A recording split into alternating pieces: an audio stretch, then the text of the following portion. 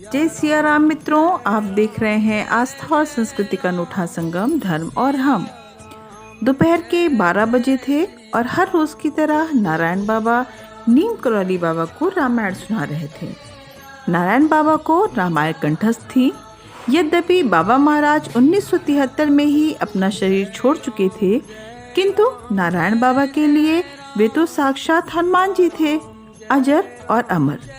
नीम करौली बाबा की ऐसी कृपा थी नारायण बाबा पर कि एक बार जब आनंदमयी माँ ने वृंदावन में एक भंडारा किया तो बाबा महाराज ने नारायण बाबा से कहा कि तुम जाओ और यह प्रसाद देवराहा बाबा को देकर आओ। देवराहा बाबा वृंदावन में यमुना नदी के किनारे अपनी मचान पर रहा करते थे और किसी किसी को ही दर्शन देते थे। उनके बारे में ऐसा माना जाता है कि उनकी उम्र का राज आज तक कोई पता नहीं लगा पाया है। देवराहा बाबा ने जब यह सूचना पाई कि नीम करौली बाबा के आश्रम से नारायण बाबा प्रसाद लाए हैं तो उसे उन्होंने स्वयं आकर लिया और नारायण बाबा से कहा कि बच्चा, नीम करौली बाबा कोई साधारण संत नहीं है। ऐसे संत युगों बाद धरती पर आते हैं। वे साक्षात हनुमान जी हैं, अजर और अमर। बस यही बात नारायण बाबा ने गांठ बांध ली और फिर जैसे नीम करौली बाबा के सशरीर रहते हुए वे उन्हें रामायण सुनाया करते थे, वैसे ही उनकी शरीर लीला के उपरांत भी यह सिलसिला जारी रहा। यह बात है सन 1982 की। कश्मीरी गेट मंदिर में वह एक दिन रामायण पढ़ने में मगन थे कि अचानक एक आदमी रोता हुआ मंदिर में प्रवेश करता है और सीधे नारायण बाबा के चरणों में गिर जाता है। नारायण बाबा का यह नियम था कि जब वह रामायण का पाठ कर रहे होते थे तो बीच में किसी से नहीं बोलते थे।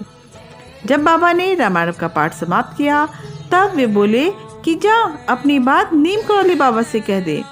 वह व्यक्ति बाबा की तस्वीर के सामने अपनी परेशानी रखता है। दरअसल वह व्यक्ति एक ट्रक ड्राइवर था और उसका टायर चोरी हो गया था। नारायण बाबा ने उस ड्राइवर से कहा, तू बहुत अच्छे समय पर आया था। बाबा नीम करौली उस समय रामायण सुन रहे थे। जा, तेरी अर्जी लग गई। जा, तेरा टायर वहीं मिल जाएगा। और हुआ भी ऐसा ही। जब वह ड्राइवर पुनः उस चोरी वाले स्थान पर पहुंचा तो देखता क्या है, कुछ बच्चे टायर लिए वहां बैठे हैं। बच्चों ने कहा कि हमने आपको बहुत आवाज लगाई पर आपने नहीं सुना। तभी एक व्यक्ति आया और उसने कहा कि तुम लोग यही इंतजार करो, वह वापस आएगा। ट्रक ड्राइवर अपना टायर पाकर बहुत खुश हो गया। वह पुनः नारायण बाबा के पास पहुंचा और पहुंच के बोला कि बाबा, आपने कहा था और वो सच हो गया और अब मैं 1.25 मनी खीर का भंडारा करना चाहता हूँ। नारायण बाबा ने उसे मना किया, किंतु ड्राइवर अपनी बात पे अड़ गया और बोला, मुझ गरीब को भी महाराज जी की सेवा का अवसर दें। फिर क्या था, नारायण बाबा मान गए। उस ट्रक ड्राइवर ने कहा कि अगले मंगलवार को मैं 1.25 मनी खीर का प्रसाद लेकर आऊंगा, किंतु बाबा मैं लोगों को इकट्ठा नहीं कर पाऊंगा, आप कुछ लोगों को निमंत्रण दे दीजिएगा। बाबा ने भी हाँ कर ली। वह व्यक्ति खुशी खुशी घर पहुंचा और अपनी पत्नी से सारी बात बताई और अगले मंगलवार 1.25 मनी भंडारे के बारे में भी बताया। पत्नी ने कहा, ऐसे दिव्य मंदिर हम भी चलेंगे, और फिर बिना बताए अपने घर परिवार को भी न्योता दे डाला। मंगलवार आया और सब खीर लेकर कश्मीरी गेट मंदिर पहुंच गए, जहां नारायण बाबा ने भी काफी लोगों को न्योता दे रखा था। अब भीड़ ज्यादा थी और खीर काफी कम। नारायण बाबा यह देखकर गुस्से में आ गए और बोले कि तुमने अपने वचन की लाज नहीं रखी। यह कहकर वो नाराज होकर मंदिर के बाहर बैठ गए।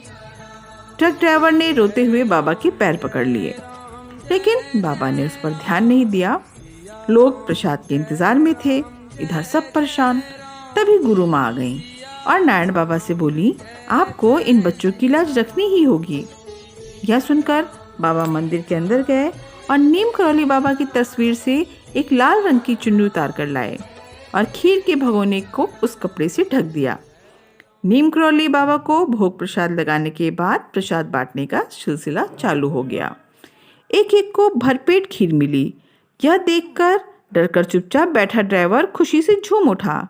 में जब सबने खीर पा ली और केवल ड्राइवर और नारायण बाबा ही खीर पाने को रह गए तो उस ड्राइवर ने जल्दबाजी में वे लाल कपड़ा हटा दिया और देखता क्या है कि उसमें तो खीर है ही नहीं। तब गुरु माँ ने हंसते हुए कहा, खीर तो कब की खत्म हो चुकी थी, यह तो हमारे महाराज नीम करौली बाबा की लीला थी। आपको यह संस्मरण कैसा लगा? यदि अच्छा लगा तो चैनल को लाइक करें और सब्सक्राइब करें।